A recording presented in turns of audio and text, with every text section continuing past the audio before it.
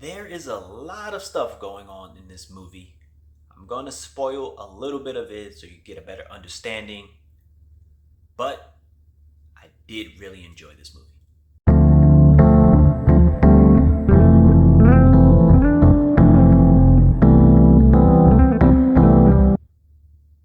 Hello, welcome to Just My Thoughts. I'm your host Khaleel Ward. On this episode, I'll be talking about Jawan.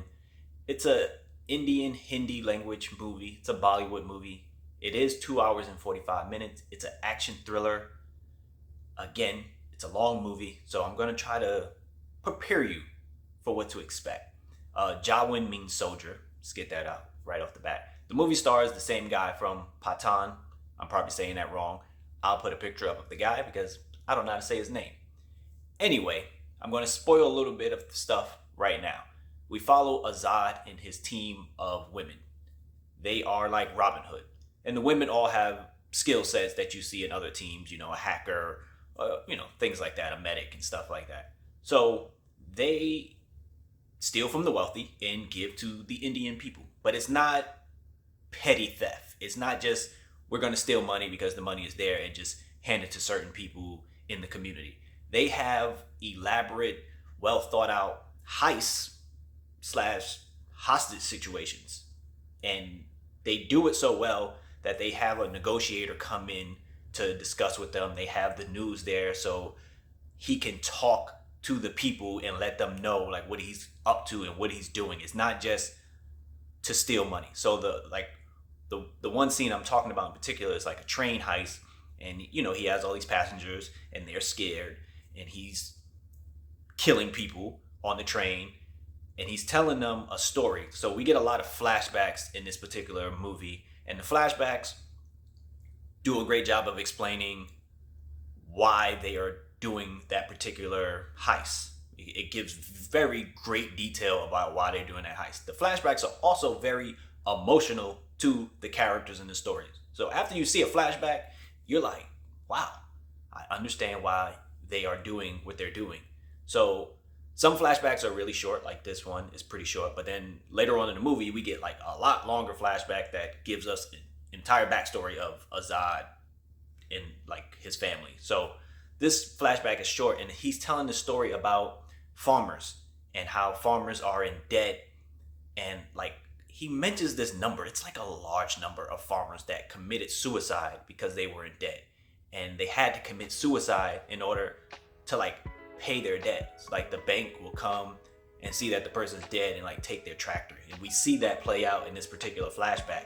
And by the time they finish telling the story, the people on the train are like cheering. Like, wow, like you really want to get all this money to give back. And when he gets the money, his team gets the money, they immediately send it out to like 700,000 farmers that were in debt. So he's looked at kind of like a hero. And the people that he killed on the train are, you guessed it, part of the team. They're actors. So nobody is hurt. They get the money. They give it out to the Indian people.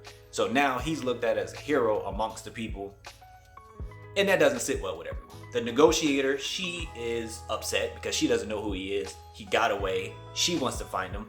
The person he stole from, his daughter was on the train.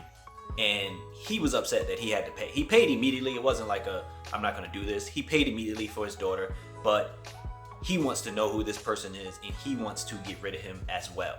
So as the story progresses, we spend time with Azad outside of him being Robin Hood and see what he really does. And he's a prison warden for a woman's prison. And it's like the best prison there is. They're getting like acknowledged for being a good prison because while they're there, they are like making prosthetic limbs for children and stuff. Like they're doing a lot. They're making children's clothes. So he's running a well-mannered prison. But things start happening, and that's where the thrill and all the flashbacks come in, where we start learning about him as a person and why he's doing what he's doing. And we start learning about the women that he works with. And we learn more about the villain, the wealthy guy he steals from. And it all comes together. It plays a part. They all play a part with each other, and it's like, wow, this is cool.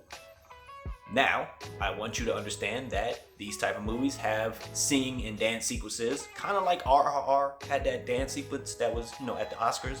This one has 4 of those sequences, and are they all necessary? Probably not. Some of them are good for storytelling. One of them looks like the R&B video straight out the 90s, like a guy pursuing a woman and they get together and everything. But the music is good. I hope that doesn't take you out of the experience of watching this particular movie because of the dancing and singing. But the music is really good. The action is really well done. There are some over-the-top things that normal people should be doing. There's some slow motion. They like to do a lot of hero shots where a character will come in and the music will hit and the wind fan will come on and they'll stand there for a little bit. They do that a lot in this, but it's so well done, and I enjoyed the characters that we meet, and I enjoyed spending time with them and learning about this crazy story that happens in this movie, and I enjoyed it. I think it's something you should check out in the theaters. Again, it is 2 hours and 45 minutes, but it's worth it. It's a good movie. It's a different type of movie, and I want people to go out and support something like this. It's fun. You're gonna have a good time. You're gonna enjoy the characters. The fighting is not very violent or anything like that, but they do take down people in fun ways, I would say that. But Jawan, if you've seen the movie, let me know what you thought about it. Thanks for watching. Thanks for listening. And please excuse if I mispronounce any names. I'm not really good with that. But